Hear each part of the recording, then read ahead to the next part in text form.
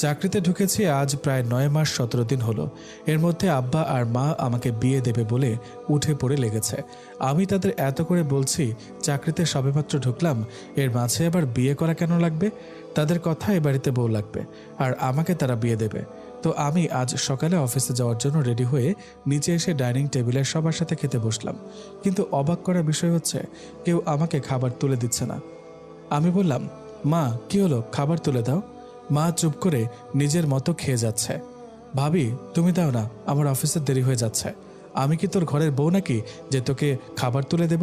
নিজেরটা নিজে নিয়ে খা, আমাকে কোনো হুকুম করবি না। আমি বললাম, এতদিন তো তুমি আর মা আমাকে খাবার প্লেটে তুলে দিতে, আজ কেন আমাকে নিজে নিতে হবে? এখন থেকে তোর খাবারটা তোকেই রান্না করে খেতে হবে। ভাবি এটা কেমন কথা? তুমি এই বাড়ির বউ, তুমি তো সবার জন্য খাবার তৈরি করো, তাহলে আমার খাবার আমাকে কেন রান্না করতে হবে? আমি এবারের বউ, কিন্তু তোর বউ তো নই।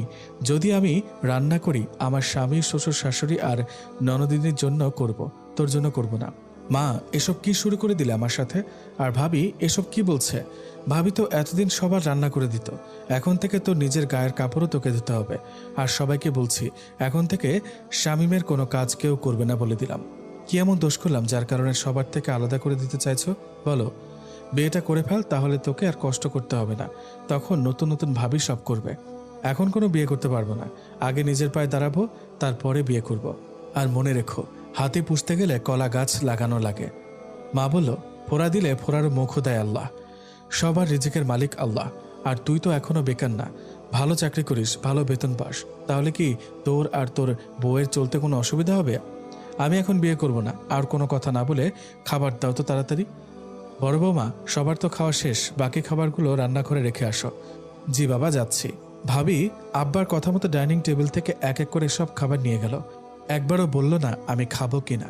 আচ্ছা আপনারা বলুন তো, চাকরির বয়স আমার এখনো 1 বছর হয়নি, অমনি বিয়ের কথা বলে, বিয়ে করলে যে আমার সব স্বাধীনতা শেষ হবে সেটা কি তারা বোঝে না? আমার বিয়ে নিয়ে এত উঠে পড়ে লেগেছ কেন তোমরা? বড় ছেলের বিয়ে দিলাম আজ 5 বছর হলো, তাদের কোনো সন্তান হলো না। আমাদের কি ইচ্ছা করে না দাদা দাদি ডাক শুনতে, নাতি নাতির সাথে খেলা করতে? আমি বললাম, ভাবি গর্ভধারণ করার মতো তখন অবস্থা ছিল না বলে এতদিন হতে পারে নাই। আর ডাক্তার তো সেদিন নিজেই বলল বছরের মধ্যেই ভাবি মা হতে পারবে। মা বলল, অত কিছু বুঝি না বাপু, তুই বিয়ে করবি কিনা বল, আর বিয়ে না করলে তোকে এ বাড়ি থেকে বের করে দিব, এই বলে রাখলাম আমি। আসলে আমার ভাবিকে ভাইয়া বিয়ে করে নিয়ে আসার পর ভাবি মা হচ্ছিল না, তাই ভাইয়া একদিন ভাবিকে নিয়ে ডাক্তারের কাছে যায়। তখন ডাক্তার বলে গর্ভধারণ করার জন্য যতটুকু জায়গা দরকার ভাবির এখনও সেটা হয়নি, তাই কয়েক বছর অপেক্ষা করা লাগবে, তাহলে তিনি পূর্ণ গর্ভধারণ করতে পারবে। আমি বললাম, করব না বিয়ে আমি। ভাবি বলল, তোর যদি কোনো পছন্দের কেউ থাকে বলতে পারিস, আমরা গিয়ে কথা বলে আসবো। ভালো করে জানো আমি কারোর সাথে কোনো সম্পর্ক করি না, আর কাউকে পছন্দ করি না। তাহলে বিয়ে করতে চাচ্ছিস না কেন? কিছুদিন যাক তারপর করব। আব্বা বলল, অত সময় আমার হাতে নেই, এমনিতেই অফিসের দেরি হয়ে যাচ্ছে, তার উপর আবার খেতে দেয় নাই, তাই বাধ্য হয়ে 5 গ্লাস পানি খেয়ে টিফিন বাটি না নিয়ে অফিসে চলে গেলাম। অফিসে এসে শুরুতেই বসের বকুনি খেলাম। শালার সকাল থেকে আমার কপালটা খারাপ, কি যে করি এখন। কোনো রকমে আবার কাজে মনোযোগী হলাম। দুপুরে সবাই খেতে গেল, শুধু আমি বাদে। আসলে আমি বাইরের খাবার খেতে পারি না। এই রে, কথা বলতে বলতে আপনাদের পরিচয় দিতে ভুলে গেছি। আমি শামীম। আমার পরিবার বলতে মা, বাবা, বোন, ভাইয়া, ভাবি সবাই আমাকে অনেক ভালোবাসে, কিন্তু শালার এই বিয়ের জন্য ইদানিং আমার সাথে সবাই খোঁচা মেরে আর রাগ করে কথা বলে। অফিসের বাইরে এসে একটা ছোট দোকান থেকে 2টা সিগারেট নিলাম আর মোবাইল বের করে ফেসবুক চালাতে লাগলাম, যদি ক্ষুধা কমে। আসলে সময়টা দ্রুত শেষ করতে চাচ্ছি, এই আর কি।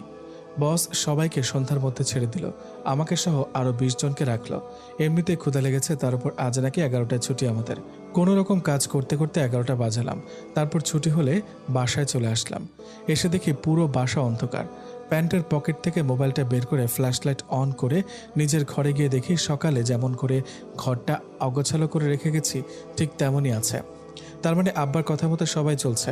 রাগ হয়ে ঘরের বাইরে এসে সবাইকে ডাকতে থাকলাম, কেউ বের হলো না। যখন বললাম আমি তোমাদের কথায় রাজি, আমি বিয়ে করব, অমনি পুরো বাসার লাইট জ্বলে উঠলো আর সবাই যার যার ঘর থেকে বের হলো। আব্বা বলল, বলেছিলাম না ঠেলার নাম বাবাজি। ভাইয়া বলল, যাই হোক তাহলে তোর সুবুদ্ধি হলো। ভাবি বলল, আমি টেবিলে খাবার দিচ্ছি, তুই হাত ধুয়ে খেতে আয়, বাকি কথা পরে হবে। তৃপ্তি বলল, যাক তাহলে ছোট ভাইয়ের বিয়ের হচ্ছে, নতুন ভাবি পাবো, আহ কি আনন্দ। মা বলল, বাবা যা ফ্রেশ হয়ে আয়। যাক বাবা, বিয়ে করব বলে এত দরদ, আর সকাল থেকে কি কাহিনীটাই না করলো সবাই। এত করে যখন ডাকলাম কেউ শুনলো না, বিয়ে করব এই কথা বলা মাত্র এত যত্ন, আমাকে আর স্বাধীনভাবে থাকতে দিবে না। আব্বা বলল, তৃপ্তি মা যা তো, তোর ছোট ভাইয়া রুমটা ঠিক করে দে আর সব ময়লা পোশাক ধুয়ে দে। আব্বার বলা শেষ হয়নি আর দৌড়ে তৃপ্তি আমার রুমে চলে গেল। কি আর করার, নিজের কাজ যেহেতু নিজেই করতে পারি না, আবার কেউ যেহেতু করে দিবে না, সেহেতু বিয়ে তো করাই লাগবে। কি বলেন আপনারা?